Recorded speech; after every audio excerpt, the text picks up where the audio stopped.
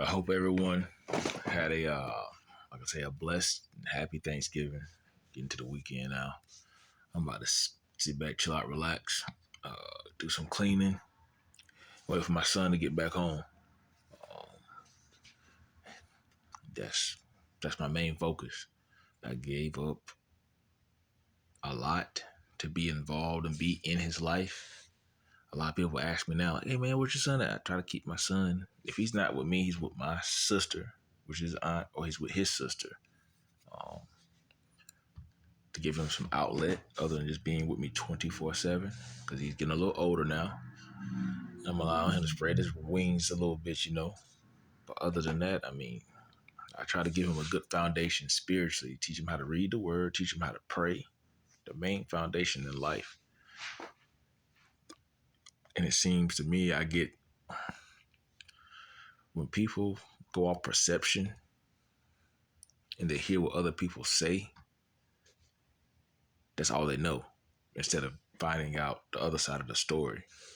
Um, when little man was born, a lot of people were trying to get me to,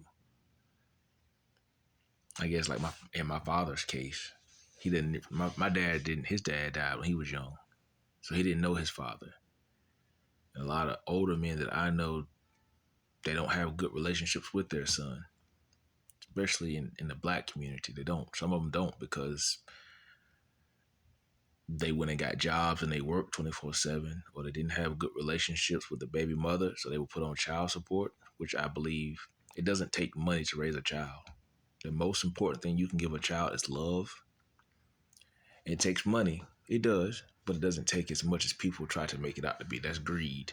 It does not take that much. A child would much rather have your presence, and that's the most important thing that they look forward. They look for acceptance from their father more so, and their father being there physically than any gift that they could buy them.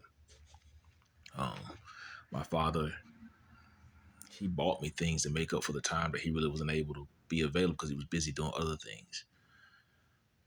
And to me, I wish that he would know some of my accomplishments or achievements. And he was told that, some of the stuff that I got, he thought they were fundraisers and stuff like that. No, man, I worked hard to achieve those things, accomplish those things.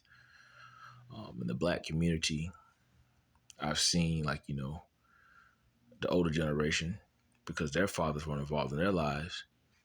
When they went and got jobs and worked and worked and worked, sometimes they went out there and had other families. They were able to take care of more than one household. So they had children elsewhere. And I can't say there's nothing wrong with that if you can afford it. But if you're taking time away from one child to go be with another child, then you take the time away to go be with another child.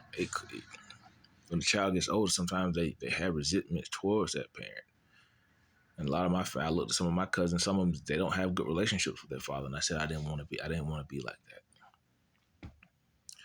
I wanted to, I want to be involved in my child's life, little man's life, and give him the main foundation in life, which is spiritual connection with the Holy Father, Heavenly Father, and that's his weapon of defense right there.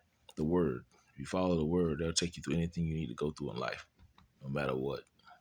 God will assign His angels to protect you, and that's true. It's been proven that's but people don't teach the word like that in churches no more. So a lot of people are being misguided and misled. Um, but like I say, I just want to try to. I'm very humble. I lost a lot. I may not have everything I used to have, but I have everything I need. I may not have all the money in the world. I spend a lot of money on entertaining other people to keep other people around. It's like I was trying to buy their friendship. You can't buy people's friendship because when the money runs out, they're looking like, okay, they could care less. They're not gonna pay their way. But it's like when I got alone, I felt alone. No matter what, I want to be around some people sometimes because some of the ones that were close to me, like my father, sometimes I feel like he was shunning me and pushing me out further, pushing me away.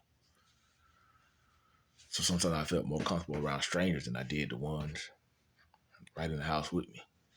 because people will have hidden agendas and they will make up a story or try to make a situation seem worse than what it actually is, or make an issue out of nothing.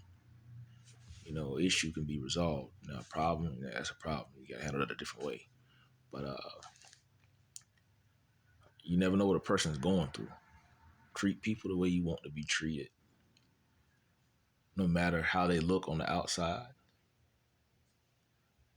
And you have a lot of people that walk around in their clothes. Don't judge them by their clothes. Because sometimes the clothes that a person buys, that name brand, it has no value to you after you purchase it. It's the person on the inside. That's the real value. If people they're judging you by your clothes, your label, and everything on that. It's good and nice to have. I mean, it's nice to have good clothes, name brand stuff. But if that's all you have to bring to the table, then you don't know the real value of a dollar and how to build real generational wealth. Everything you do in life, use your common sense wisely, has a way to accumulating long-term wealth. Baby steps.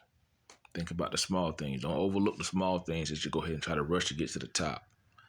Because a lot of people, like I said, I used to run track and field. I was a 100 meter. I used to do the 100 meters. But sometimes you give it all you got to get down there. But when you got people that can run a mile in less than 4 minutes, then you look like that. Going high, because they learn how to take the time, control your breathing. Control your breathing. Like they say, the slow turtle always wins the race. I love you all. Be blessed and feed your spirit, man.